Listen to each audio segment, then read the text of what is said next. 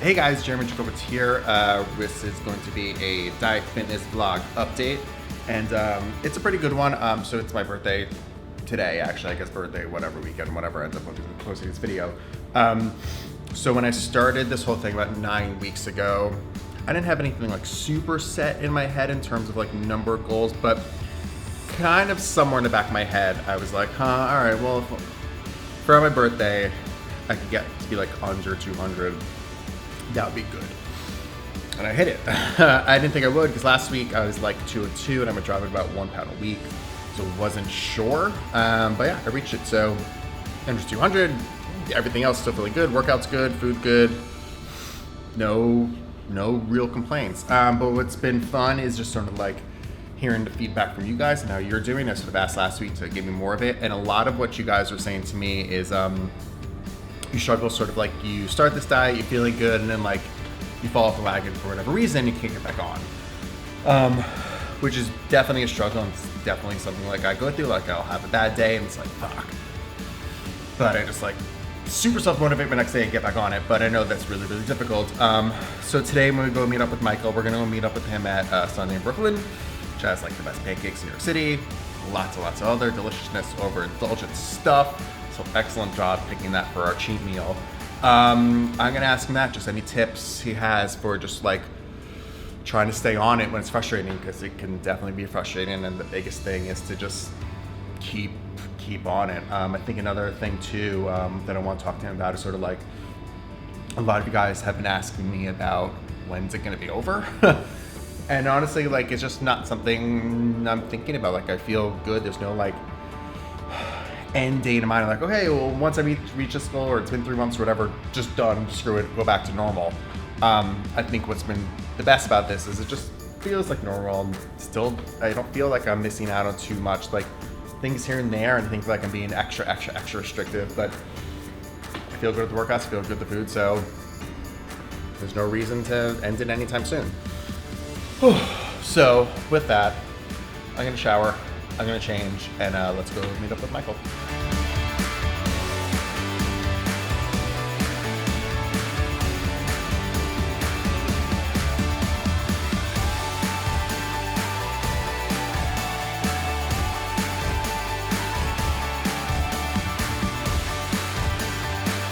All right, so Michael, we are back at another one of my favorite overindulgent places, specifically for the pancakes. So we're at Sunday in Brooklyn. And obviously, like, I've posted about it a million times. Everyone posts about it a million times. But like their hazelnut maple praline sauce, whatever you want to call it. The best pancake in the world, pretty much. Best pancake. I would say it's the best pancake in New York City. Yeah, if you want to say that, then best in the world, yes. So which is like, I mean, it's like one bite and you're done overindulgence.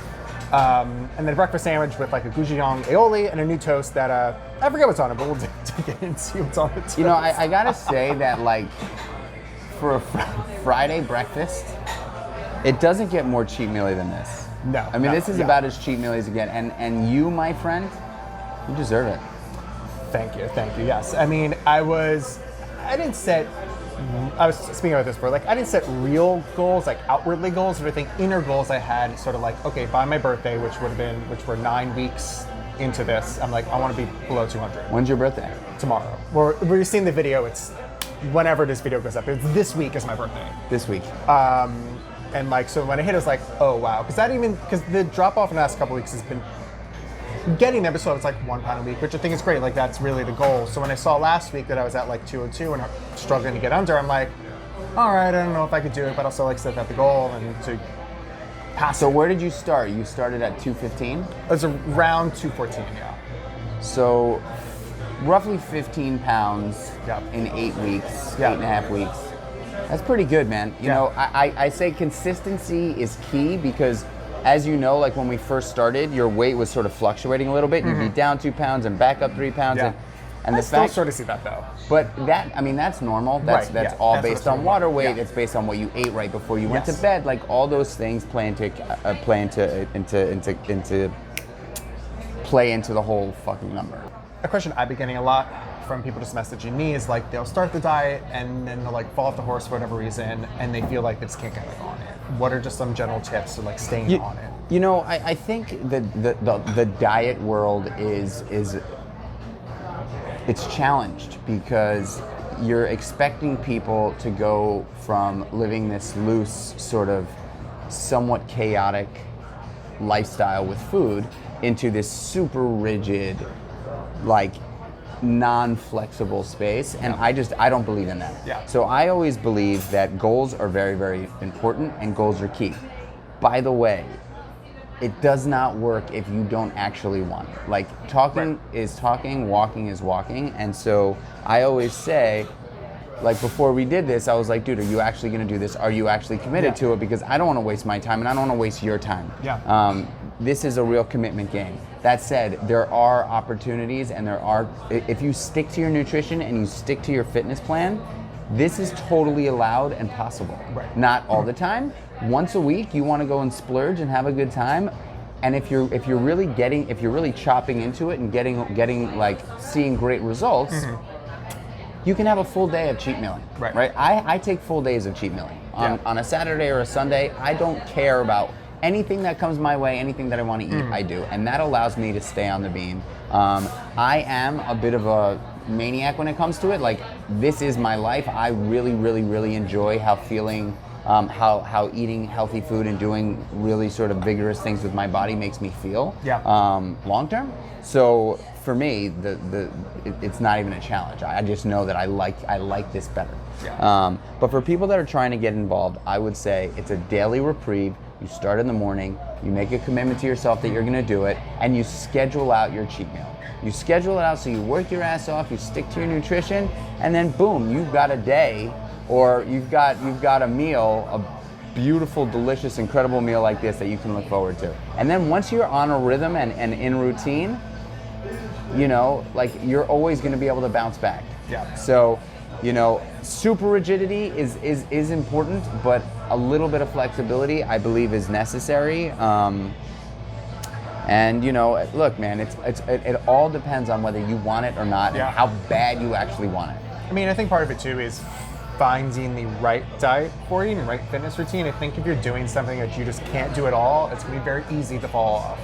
Where I think, like, even like from what you originally gave me, I think I adapted it pretty quickly to be like, okay, let me make these little changes in a diet just so I feel better. And then I feel better about doing it, and it doesn't mentally even feel like I'm necessarily cutting out everything. The killer combo is a nutrition program that works with a fitness program. You can't do one or the other. I mean, you can. If you're very heavy and you just stick to nutrition, you will absolutely lose weight. If you're very heavy and you just stick to fitness, it'll be a lot harder to just lose weight.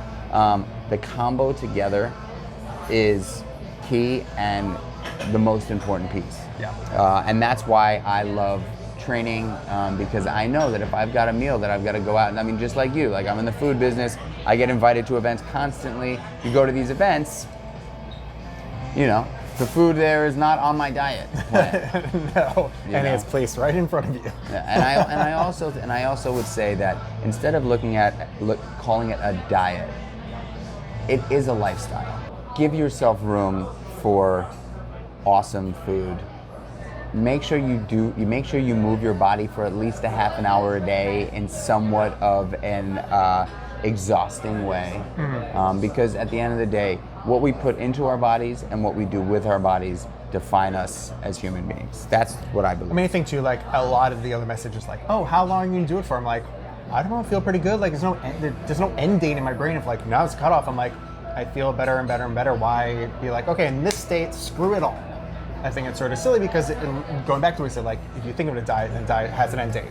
If you think about it just like a lifestyle change, it's like, I don't know, I'm gonna rush to go back to something else. Think about this, right? Structure is key in any successful situation, right? Parenting. I know that my wife and I structure our children's schedule, right? They go to bed at a certain time. Like, that's never gonna change. Sports, there is structure. When the quarterback gets the football, he's not like thinking about where he's going to throw the ball. He knows exactly where he's going to throw the ball. And then there are times where they change it up on the fly, but that's maybe 10% of the time. I think about the same thing with lifestyle and food, right? Like, I like to have structure in food because I know how it makes me feel to have structure in food. And then 10 to 20% of the time, you know, it's a wild card. I go out and I have a good time and I let it and I roll with the punches. And if you can live an 80-20 life like that, it's Speaking of that, Let's get into the 20% right now. yes. I kind of want. I haven't had the toaster. I kind of want to try that first. I don't forget what's on this. Let's see here. Oh my gosh. I mean, this is so indulgent and insane and delicious. If you have not been to Sundays in Brooklyn for this pancake, you are making a big old mistake. It's How's the toast? really good. The bread is fantastic. Yeah, Oh, so yeah, with the that was pancakes like too. fresh and light and very springy. Yes. You know what? I've never had the breakfast sandwich here. Holy smokes, this is serious. Wow. Ooh, Look at that. a giant. I forgot the giant sausage patty underneath there too. The one thing I forgot to mention.